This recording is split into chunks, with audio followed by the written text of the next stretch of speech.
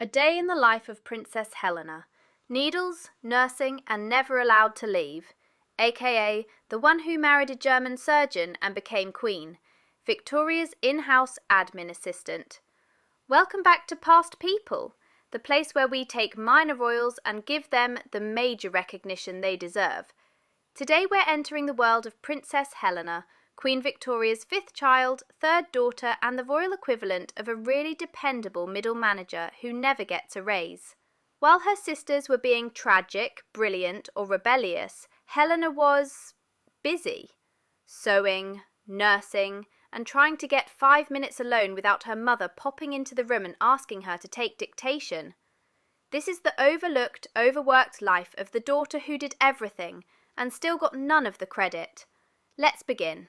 Wake up, the Queen needs you. Time 7 a.m. to 8 a.m.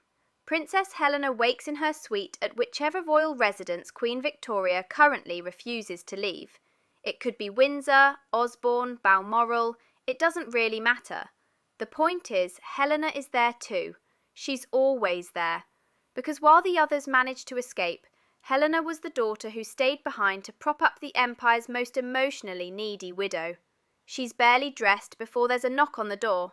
"Helena, bring your needlework, and the blotting paper, and the draft of the letter to the Archbishop. Yes, it's her mother, already. Breakfast with the matriarch. Time 8 a.m. to 9 a.m. Helena takes breakfast with Queen Victoria. It's not so much a meal as an emotional ambush.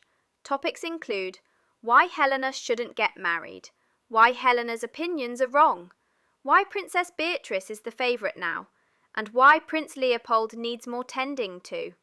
Helena sips weak tea, nods politely, and mentally counts how many stitches she can complete during the Queen's monologue.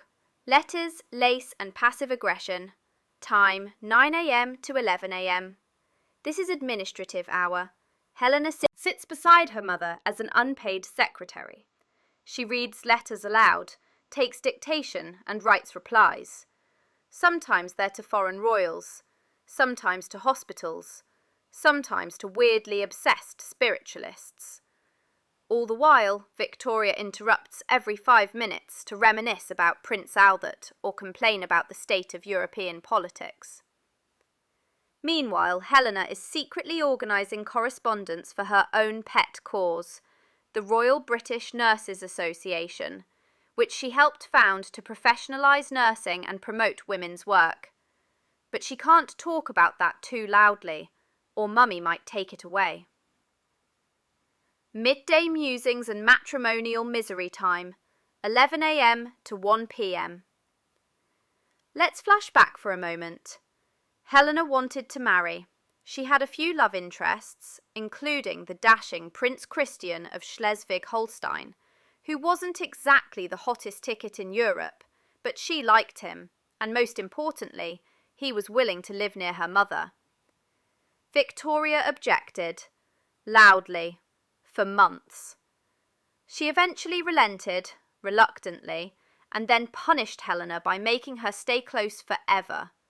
While other daughters moved to Germany, Helena stayed in England, in court, in service, always a handmaiden to her mother's grief. So yes, she married, but she didn't escape. Lunch, Louisa, and letters that sting time, 1 p.m. to 2:30 p.m. Lunch is served in suffocating silence or queenly lecture, your choice. Sometimes Helena dines with Princess Louise, her younger sister and polar opposite. Louise is an artist, a rebel, a woman with opinions. The two of them don't always get along. Louise might talk about sculpture or politics, and Helena will smile politely and pretend she doesn't think it's unladylike. Internally, she's screaming.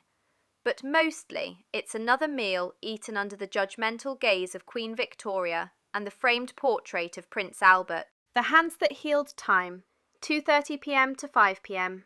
Afternoons are Helena's domain. This is when she shines. She visits hospitals, works with nurses, advocates for better sanitation and training.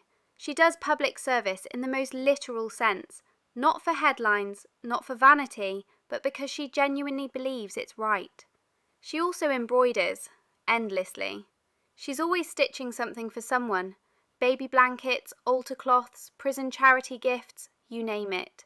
Her hands are never still. She's a practical royal, not flashy, not dramatic, but deeply kind, and maybe, just maybe, a little sad underneath it all. Evening with Christian, time, 5 p.m. to 7 p.m. Evenings are spent with her husband, Prince Christian, who is, honestly, fine. He's there, he's loyal, he calls her Lena, he lets her talk about the Queen without complaint. They read together, play cards, drink tea, occasionally attend functions or entertain boring military men. Their relationship is not passionate, but it is comfortable, a kind of royal cardigan.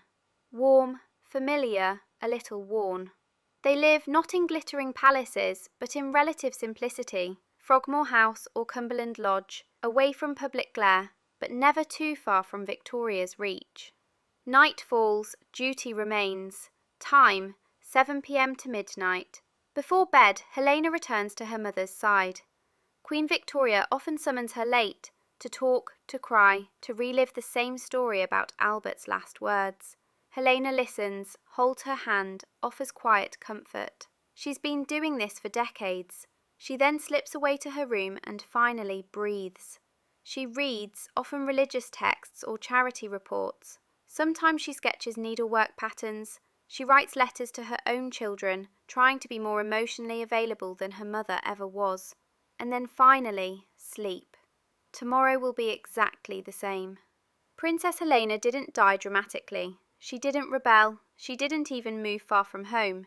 But in a family full of tragedy and theatrics, she was the calm in the chaos. She founded institutions, wrote books, supported nurses, and stitched her way through grief and royal obligation. History rarely celebrates the quiet ones, but Helena deserves more than silence. She was steady. She was smart. She stayed. And sometimes, that's the bravest thing of all.